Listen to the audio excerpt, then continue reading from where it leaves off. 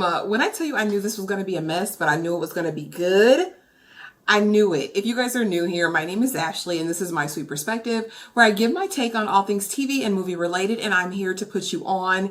And family, sweet peas, sweeties, we are back to talk about a brand new series that premiered yesterday, April 5th, 2024, Mary and George. Now, Mary and George is on Starz, okay? And this is going to be a 7-episode series, okay? I'm hoping we get a second season already because there's a lot to tell, And this video, just a heads up, is going to have spoilers on episode 1, but we're also going to just talk about the series in general, the characters, the cast, all the things. So let's get right into it and let's talk about the series synopsis. So Mary and George is inspired by the unbelievable true story of Mary Villiers, played by Julianne Moore, who molded her beautiful and charismatic son, George, played by Galitzine, to seduce King James I, played by Tony Curran, and become his all-powerful lover. Through outrageous scheming, the pair rose from humble beginnings to become the richest, most titled and influential players the English court had ever seen, and the king's most trusted advisors. And with England's place on the world stage under threat from outside forces and rioters taking to the streets to denounce the king, the stakes could have not been higher. Prepared to stop at nothing and armed with her ruthless political steel, Mary married her way up the ranks, bribed politicians, colluded with criminals, and clawed her way into the heart of the establishment, making it her own. Mary and George is dangerously daring historical psychodrama about an outrageous mother and son who schemed, seduced, and unalived people to conquer the court of England and the bed of King James I. Now, I just want to say that I know going into this, a lot of people thought it was going to be gratuitous, and there is some stuff. I'm not going to lie. There's some full frontal stuff. It's definitely, sexually themed, all right? But in terms of gratuitousness, it's not so much there. Everything is done makes sense. And as of right now, I've seen stuff more graphic on other networks. I'm just going to put it out there. There was nothing where you're like, oh my gosh. But a lot of innuendo, a lot of, leading into other things. Okay, so I'll just set that right there and let's get into the characters, honey. So again, Mary Villiers is played by Julianne Moore. And we know Julianne Moore, honey. Next we have Nicholas Galitzine. Y'all have to help me with that. Curran. And I remember Tony Curran from Underworld. That's where I know him from. Let's get into Season 1, Episode 1, The Second Son. Mary Villiers develops a cunning plan to transform her family's fortunes forever. But first, she must convince her beautiful but disobedient son, George, to rise to the occasion and claim their destiny. Okay, so if you know anything about rank and lineage, especially as it relates to the aristocracy, the patriarchy, right? It typically went from father to firstborn son. That was the heir.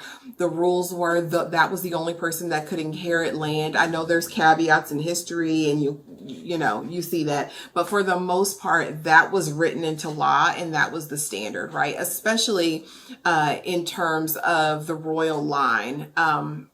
King, the firstborn, would be king after that, right? That's just the way the thing goes. So, Mary has already had a son. She has a second son, honey. And I think as the scene opens up, we are watching her give birth. And it shouldn't have made me laugh, but the way that I laughed when the nursemaid dropped that baby,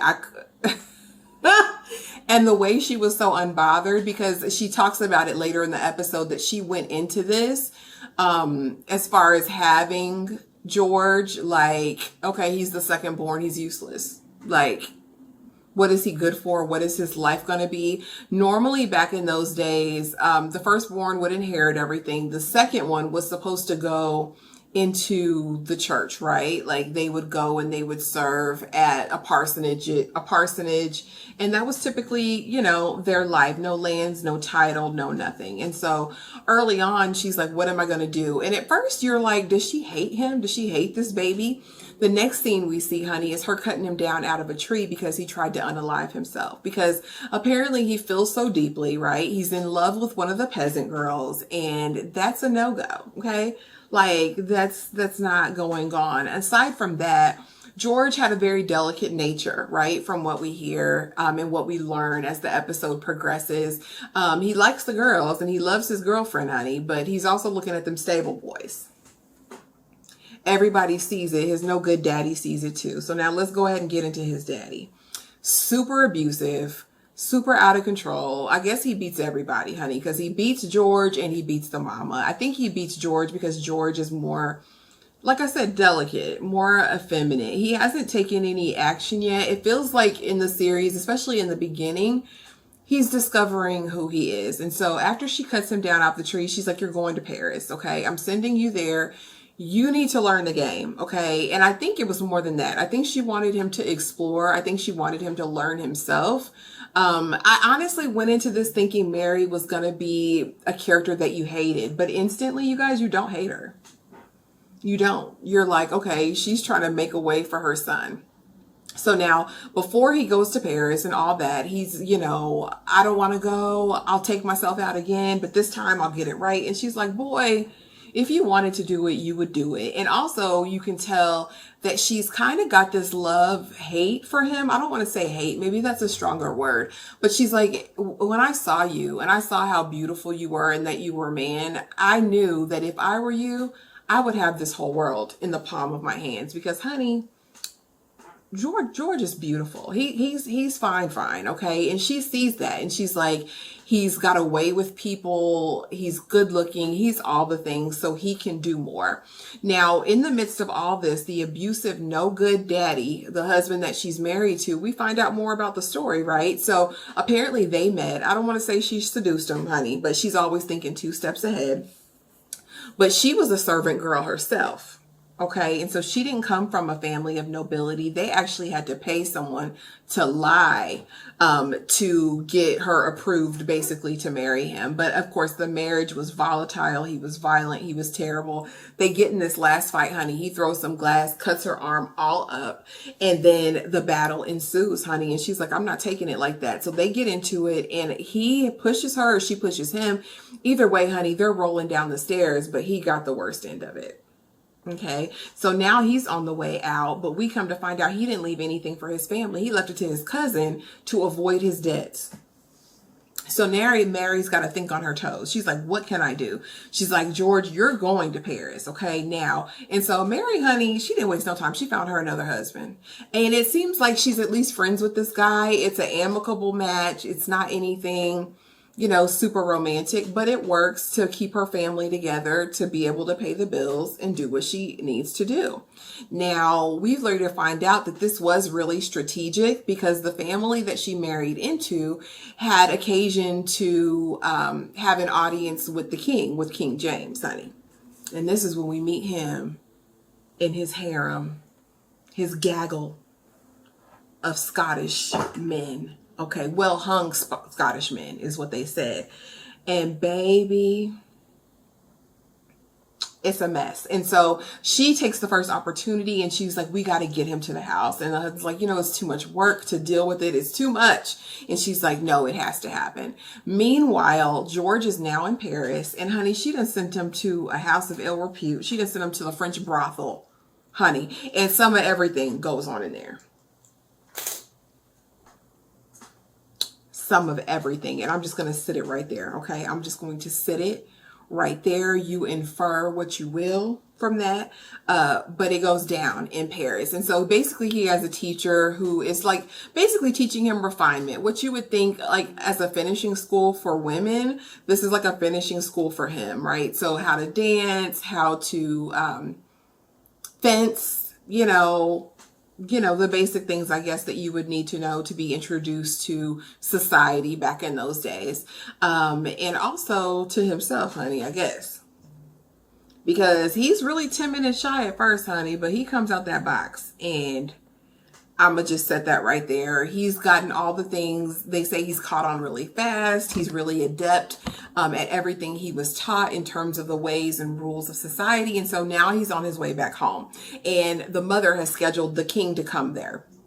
So with that being said, she's like, I need to get you in the king's face. Honey, I found out about you. I already knew, son. You ain't have to tell me nothing. I already knew. And she's like, what you want me to do, mama? What you got? What you got on deck for me? I need you to be the cupbearer to the king. And so she finds a member of his court, the king's court, who was like, I don't like all this Scottish men, especially one, mainly Lord Chamberlain of the Privy Council, okay, which is the king's main boo thing. He has free reign, okay, this guy, the Chamberlain. And so the guy in the court that talks to Mary is like, I'm over him being with him, and, you know, a Scottish man having all the power over England. And she's like, well, how would you feel about an Englishman having that power? And he's like, better. So they collude and get George to be able to be the cupbearer. Well, the girls are hating, okay? Meaning the other members of the court who apparently wanted their chance to be with the king. Now, King James wants the new, freshest, most handsome boy, okay? And so the Chamberlain, once he sees George, jealousy incurs, because like I said, George is fine. He's about to disrupt everything. And so as he's going in to serve, one of the guys trips him. George jumps up because he ain't about that life. You're not going to disrespect me. I'm going to beat the brakes off of you. And then the Chamberlain steps in, honey, and wants to cut off George's hand. And the king is like, no. We saw the dude trip him. And so immediately Chamberlain is on his guard. So we know at this point, be thou ready, because they are going to have some sterner stuff to make their way in this, because they're going to be out for George. Because when I tell you he's fine, he's charming, he's all the things, and the king already has his eye on him, it's about to be over. And Mary, honey, she's doing everything that she needs to do. Okay. She's going to be the advisor. And honestly, I think that she does love her son, and I think she just wants him to make a way. But there's another part of her that is hungry for power, and I'm just excited to see how this plays out, guys. This is rated R. It's not for kids. Be fully adult and fully aware. There are extreme themes going on, but as far as a historical fiction drama, it is based on real life, though. Okay, but they take liberties, and so I'll be interested to see how much it actually strays from real history, right? But anyway, guys, that's all I have on that. Drop it in the comments below if I left anything out. Let me know what your thoughts were on this first episode, honey, because I am invested. We know what happened, but we need to know what happened, okay? If you're still here, thank you so much for watching. Please be sure to like, comment, and subscribe, y'all, and I will see you in the next video. Bye.